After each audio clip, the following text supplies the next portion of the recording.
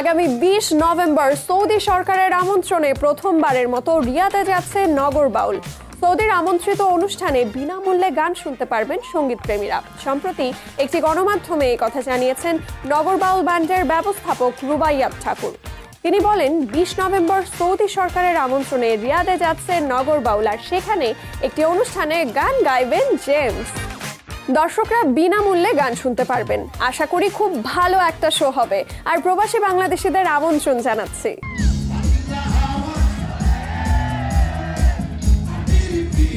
রুবাইয়াত ঠাকুর বলেন, সৌদি সরকারের আমন্ত্রণে রিয়াদে যাচ্ছেন জেমস। আগামী 22 নভেম্বর রিয়াদের আল সুওয়াইদি পার্কে গান শোনাবে নগর বাউল। আয়োজনটির নাম রাখা হয়েছে বাংলাদেশ কালচার। এটি সৌদি সরকারের এক আয়োজনের রিয়াদ সিজনের অংশ। রক্ষণশীলতার ঘেরাটোপ থেকে সৌদি সমাজকে বের করে আনতে নানান উদ্যোগ নিচ্ছেন যুবরাজ মোহাম্মদ বিন সালমান। ভিশন 2030 পরিকল্পনার আওতায় 2018 সালে বিনোদন জগৎ থেকে নিষেধাজ্ঞা তুলে নেওয়া হয়, খুলে দেওয়া হয় সৌদির সিনেমা হলগুলো।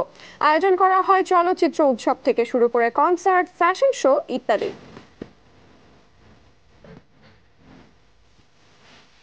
এই ধারাবাহিকতায় আরেকটি উদ্যোগ রিয়াদ সিজন। সৌদির মিনিস্ট্রি অফ মিডিয়ার আমন্ত্রণ পেয়ে এবার রিয়াদ সিজনে অংশ নিচ্ছে মোট 9টি দেশ।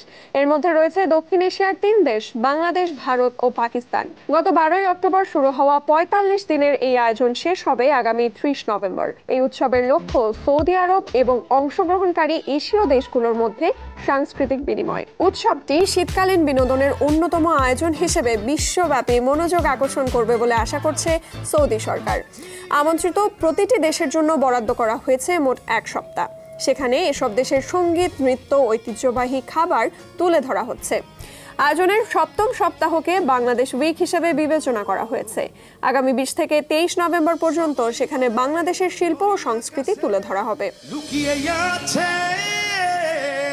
এর আগে গত শুক্রবার ঢাকার মাটিকাটা রোডের সেনা প্রাঙ্গণ মিলনায়তনে গান শুনিয়েছেন নগর বাউল জেমস। এদিন গানের পাশাপাশি গিটারেও দারুণ নৈপুণ্য দেখিয়েছেন 90-এর জনপ্রিয় এই রকস্টার।